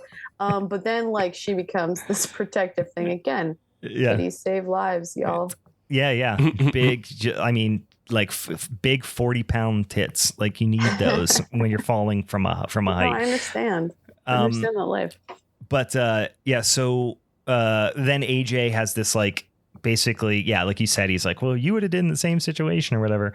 And then the mother is like, wait, I'm still alive. Hey, and just pops up and then gouges out AJ's eyes, which is that's so always good. a great, satisfying kill when someone you really hate gets their eyes gouged out. Mm-hmm. Yeah, and then splits his skull. Yeah, you love to see it. You love to see it. Just thinking back, I couldn't have imagined Zac Efron in this role because I feel like Justin Long is like adorable boy next door enough where he could still be a douchebag and you can hate him and believe it. Whereas I think Zac Efron would have been harder to hate and you would have been like, this seems too fake. You know what I mean? See, it's the other way around for me. I think I would have hated Zac Efron more, but he's not nearly as good of an actor as Justin Long. Sure. But Zac Efron, who else would it have been? Like, it does feel like someone who's like stupidly handsome would have been a great option. But like, I don't know. He doesn't seem. I don't know. Zac Efron. I don't think I've ever seen a movie that I liked him in ever. You know who else could have played the the Justin Long role? I think would have worked pretty decently. Jesse Eisenberg. Oh yeah, I could see that a little bit. Yeah, it's funny because Justin Long, I like when he first came on the scene with like dodgeball and stuff, I would have put him in the Jesse Eisenberg and the what's the kid from Super Bad, not Jonah Hill, but the other one, Michael Cera. I would have put all three of them in that like lovable, cute dork kind of, waters. And then Michael Cera, with a few exceptions, pretty much stayed on that path forever. Yeah. And then Justin Long switched it up. Like he plays bad guys too. Right. So I think that's, and I don't know if that speaks to like more of a range as an actor. I kind of get the feeling of those three people we mentioned, Justin Long's probably the best actor. But I don't know. I would have clumped all three of those together. Like Jesse Eisenberg's good, but we've seen him in bad roles. I feel like it was a Marvel role. Like he played. Well, I mean, that sucks because you're thinking of when he played Lex Luthor. Well, no, I mean, I'm saying like he had the. Yeah, like he had the capability even to like play a bad person role. Right, but I think the better example of that is The Social Network. Sure. Yeah, because he's a real piece of shit in that movie. Well, no. I think that I totally could agree that was probably a better example. But like, all I'm saying is like I think Michael Cera. I don't think I've ever seen him in a role where he might have been like a bad character.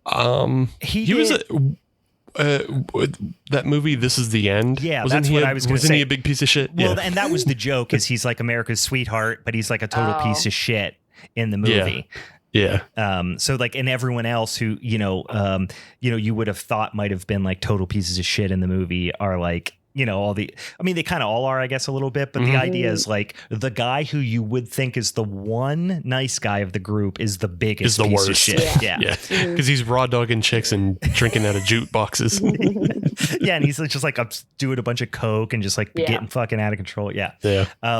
But I could see Jesse Eisenberg, I think, is too nerdy. Like he couldn't play leading man. Like he couldn't play handsome, stud sitcom star leading man kind of guy. I don't know. Maybe he could. But I don't know.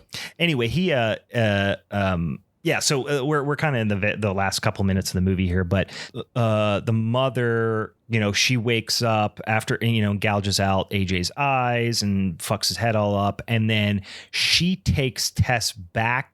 She's going to take her back to the house, which is what she came to do.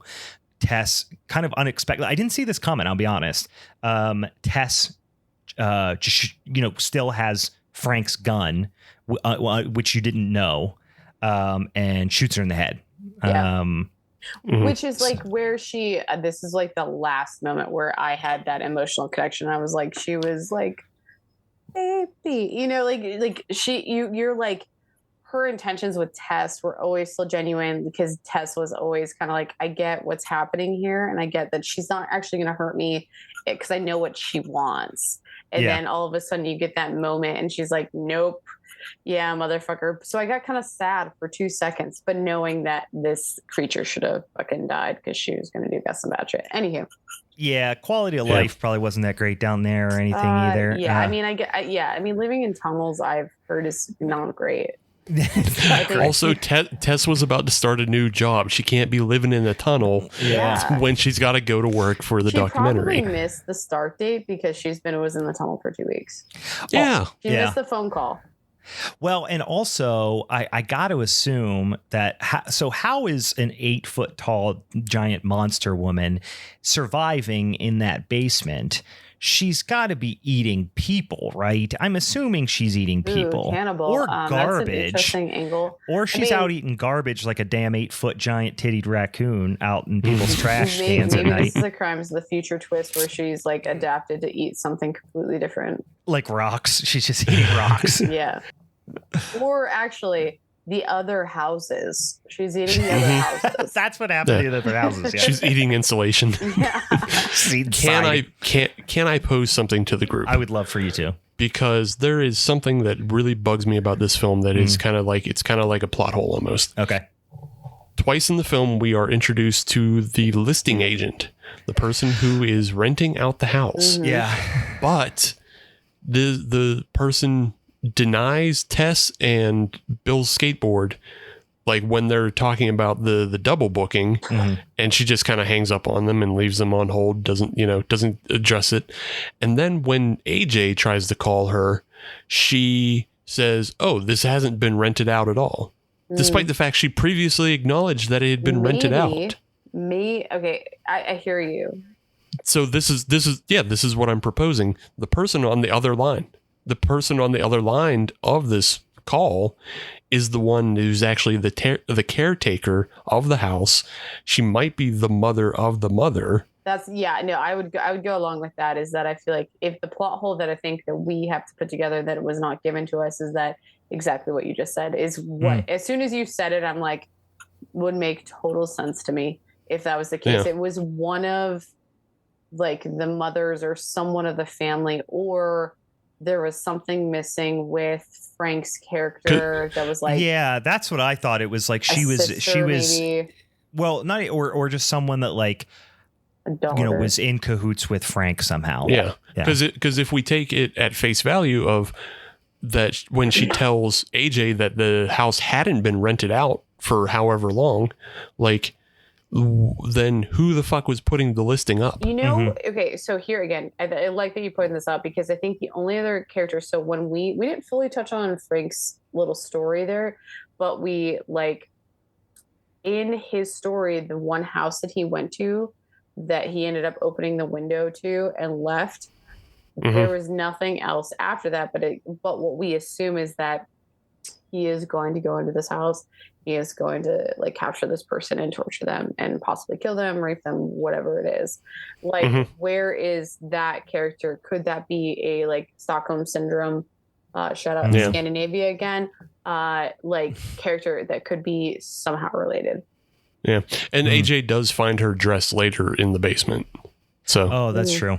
I always I mean, during the movie, I didn't really think about that too much. I mean, it could be that it's one of those things. I also just took it as like, there was no, like in a neighborhood like this, like there was one decent house in the neighborhood and like somebody was, so they were doing something sketchy on the side where they had basically created an Airbnb account for this place and were just letting people stay there and pocketing the money instead of actually trying to rent it out like they said they were going to. I don't know. I just took it as like, this is a fucked up neighborhood. They do what they want. It's the fucking Wild West out here. Yeah. So yeah, maybe I'm wrong and the timeline makes sense, but it just feels like it doesn't make sense to me. Maybe I missed something, but yeah, I feel like maybe that lady on the other line had something to do with all this. I mean, we look at the character list. Was Kate Bosworth's character Melissa, who was on the phone with AJ. I'm trying to like put two and two together because I forget the names of like the people he was on the phone with while seeing characters on this list and seeing like, who could be that person that could have been like, who was the real estate agent? Like, which one was it? Yeah, I mean, it could have been Melissa, because I'm trying to think, because Catherine was the documentary director. Mm-hmm. And then AJ's mom is listed as AJ's mom. So, yeah, maybe it's the other one. It could be is Sarah Paxton. Yeah. That's it. Yeah. No, what about Bonnie Zane? Like Sophie Sorensen? Sarah Paxton was was in the nursing video. Doing the voice in there. She was also AJ's assistant, I think. Yeah. Oh, okay. So, yeah. Well, I mean, she has like 3 different credits. So, Mm-hmm. She played a few different parts, but she wouldn't have been the real estate person, I don't think. Okay. Yeah. Well, I mean, I see like a Bonnie Zane down at the bottom with Sophie Sorensen. And that was, I feel like there's just a couple things. I'm glad you pointed out that plot hole because I think that's a pretty significant one that, again, I think it just weakens the movie overall. Yeah. Just the other thing that just like kind of threw me is like the ending, kind of that last 30 minutes. It felt like a sprint, and you kind of alluded to it earlier, Meg, is saying like how, once they give up the ghost and you find out what everything is, then it just kind of moves because it's trying to not be boring because you now know all the tricks behind everything. But like it just felt too fast to me. It felt like just like a total sprint of like, okay, well, they got to get out of the basement, then they got to get to the tower, then they got to fall off the tower, then they kill, and then it's over. Yeah. Where like everything up to that has been so lingering, and again, back to that darkness and oppression, it is so much like the first half of The Descent, and like they take all that time following Richard Brake's character through the 1980s, and it's all just a lot of lingering and, not a whole lot happening. And then it turns into a sprint. And it's kind of like... I could only imagine like how that ending would have felt, though, if they didn't do that. But I agree. I'm with you. Like I said, I already said it. Like it just felt like, let's just get to this end. Like we know what's going to happen. Just how does it happen?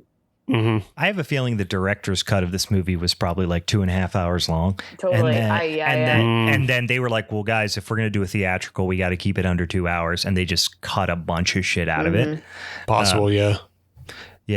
Because they obviously based the marketing really like on the setting up that there was going to be a twist. Like to get people in, you got, Bill Skarsgard, you got people, in the theater. Now you're going to get the buzzworthiness because you're going to do this big old, twist that, and if you look online right now, like I know it's in the theaters right now, but like you could tell they have done a lot of effort to kind of suppress the big twist thing that's happening, which, I mean, I think it's just, a big studio knows how to, market it and sell tickets kind of thing.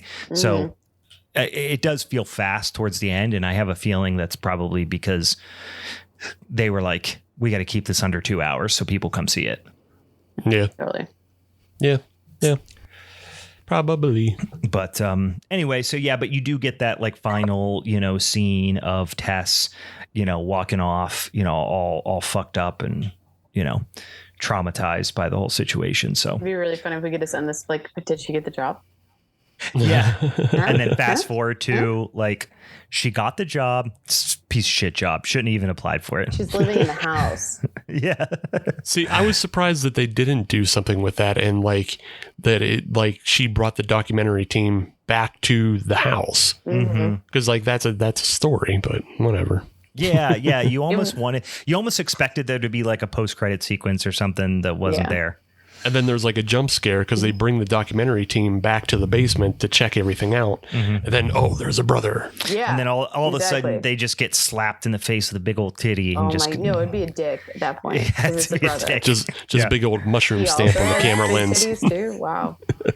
Yeah, maybe. Hey, come on. Yeah, Like, you don't big old know hog. if inbreeding can Second make time I've you said that today, but in three different references. a big old hog. Yeah, I mean, listen. At this point, if living in this cinematic universe, inbreeding can literally do anything. Mm-hmm. It can make you 8 foot I don't tall, know super why strong. you're coming after me about incest when you just said what you just said. So fuck you. What I'm saying is, this movie is stupid in that it says that. Yeah. Much the same way The Hills Have Eyes made a lot of people overly strong. Yeah. But that was also radiation inbreeding. So Yeah, that was Yeah. there was some Radiation does nuclear wonders shit for happening. inbreeding, guys. Mhm. Yeah, makes makes the sperm strong. Gives the That's what I sperm was- 3 tails. You guys seen that fish on The Simpsons? I mean, it's very much God, like yeah. that. All right, guys, Let's that stop was talking about this one. Yeah. that was Barbarian. Overall, fun flick. Happy I Yeah. saw it. Does it deserve the crazy hype that it's getting? Maybe not. Probably not. Not in my mind. It was fine. It was good. It's a good movie. Totally enjoyable. Happy I saw it. People were talking about it's the best horror movie of 2022 and all this stuff. And like, It's good though. yeah, it's good. I just want to meet the people who have been hyping it. Like, I just feel like those are bought and sold ads. Like, that's what makes me so mad. Well, they all do that. Like that old adage of like, this is the scariest movie since The Exorcist and all this shit you see. And like, okay. But then it makes me respect people less, Brian. I already don't respect a lot of people, so that just makes me respect people I should respect less. I know. Horror marketing has become like a very strange thing. That's why the movies that I tend to really end up liking are, with the exception of Malignant, are not, significant budget films that have any type of promotion. So I can go in with no expectations. I prefer to see the list of like underrated or underhyped movies because I found a couple of good ones on there in the past. You know what I mean? Like, great, like people who are like actually watching movies and being like, let's actually look at the scare factor here. This would have not been it. I think they needed to do it to sell the movie. But anywho, I don't want to talk too much shit because I did like a lot of things about it. And like I said before, cinematography was really interesting and cool. And I felt like created this sense, the music and like the soundscape was like great for it. It definitely makes you feel things throughout it. Production was almost kind of A24-y, I would say, in the first half of the movie. Sure. In the first half, I would say like the music really, really sells this film. It's so John Carpenter-esque, but it's also like, again, it beats you over the head in a lot of scenes, which it goes perfectly with a lot of cinematography. So yeah. It's very abrasive. It's very like claustrophobic. You're trapped. You feel trapped in every scene. You guys are both more versed in like obviously like movies in general, but I'm curious like if you've seen that sort of movement with like the camera shots because I feel like there was movement throughout it that I hadn't really personally experienced yet that I liked. I would say a lot of films do that. This was interesting because when they switched to that Richard Brake flashback, it changes the lens to a fisheye lens, and it almost feels like a fucking music video. Yeah, it's It Truman was a Show. little It felt too like you're in much. Truman Show all of a sudden or something. Yeah. That was shot strangely. The one thing that I thought was pretty good was like the way they shot lighting was really good. I felt like when you walked in and Bill Skarsgard sitting by the kid, they obviously used it to smooth out some of the weird edges that would have been there, with a lower budget film, like especially like the outdoor scene, like you would have been able to tell if it wasn't pitch black and raining for the most part that all those other houses just like weren't real. You know what I mean? Right. So they did a really great job. Felt like it was a lot more believable with the lighting and stuff. But from a like shot composition perspective, the one thing that I didn't think about when I was watching it, but I saw somebody in an interview talk about that. I was like, oh, okay, that makes a lot of sense. Was how they really tried to make everybody and everything, whether it be the house or anything, like dwarf Tess. Like they always tried to make her look small in comparison.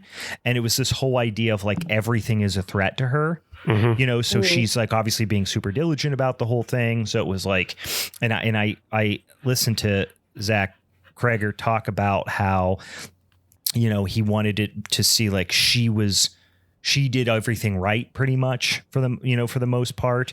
And then, you know, ultimately was still victimized in this way or whatever. But then he also, it was weird. So I'll say this, and not to end on a negative note, because like I said, I like the movie, but listening to him talk about the movie made me like it less because first of all, I don't love saying this, but he seems like kind of a fucking douchebag. He kind of. Yeah. And then also he was like talking about all this symbolism of the snake and the mongoose. Well, like, imagine that's like what you said. This is his first feature film too. Imagine like he's like overly artistic of sorts type vibe. He's kind of been that way. Like I used to watch. They would do live streams because like they were working on other Whitest Kids U Know projects. Oh yeah, and they were funding them by doing like these live streams. But sometimes just listening to him talk, he sometimes feels like he's up his own ass a lot. Oh yeah, so. Very like masturbatory, like Hollywood Insider. You know, he talks like somebody who is doing an impression of a screenwriter. You know what I mean? Yeah. It's a little much, but you know, he's talking about all this like symbolism and all this type of stuff. And I was like, oh God. So I will probably never watch this movie again for that reason. It's just like, cause now I'm just going to equate it with him kind of sounding like a douchebag. But you know what, if he comes out with another movie, you know, I'm sure he'll get an opportunity to direct another horror movie after this one's been such a success. I'll definitely go see it. Sure. So yeah, I think he's talented. It's just like sometimes listening to him talk is grating. Yeah. To end on a further down note, past Brian, to take it further. If you want to look into a real life case, it's the story of Joseph Fritzl. It was he was just this Austrian monster who like held his daughter and their incestuous kids in a basement, like cavernous structure that he built himself. Oh boy. Yeah. So I think this movie is probably based on that, at least in part. Just with the, you know, the parallels between like incestuous kids and incest with your kids, and then, you know, basement structures. It's just like, ugh. Yeah.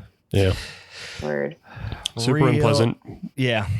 It's pretty fucked up story. Like I said, they do inject some levity to make it not just feel completely icky the entire time. But yeah, absolutely worth a watch. I mean, now that you've listened to this, if you hadn't watched it before this and now you were spoiled, maybe it's not as worth it as it was before. But yeah, like I said, totally enjoyed the film and would see something else by Zach Cregger. So, and the performances really, you know, to reiterate, the performances really are what, you know, put it over the top, I think, for me. Because if you had that whole thing that happened with, you know, Billy Skateboards and Tess, and then all of a sudden you're just jolted into another scene that far in, if the characters in that were lame and not entertaining, you'd be like, oh, fuck. You know what I mean? but you know, what's his name? Oh my God, I've said his name 100 times. Justin Long. He does a great job. So he keeps you interested. Indeed. So, all right, guys, that is Barbarian 20 and 22. Remember, guys, go ahead and follow us on the old social medias for updates as far as when episodes release, but they typically release on Monday. And if you've got any suggestions for us, we're starting to plan out everything that's going to be happening for the balance of the year here, guys. If you got any suggestions around certainly spooky season, but also right after that, guys, we'll be hopping into Thanksgiving horror. We'll be hopping into some fucking Christmas horror, which is one of my favorite subgenres. So if you have any type of topics to chat about for that, you know, that remainder of the year, please throw them in the old DMs and give us some suggestions. We love to do those if we can. So anything else I'm forgetting? No. That's pretty much it. All right, well, join us next week, boys and ghouls, for another Minisode, and then the week after that for our showdown episode. And for the Halloween Forever crew, I'm Brian. I'm Meg. I'm Steve. All right, see you around. Bye. They-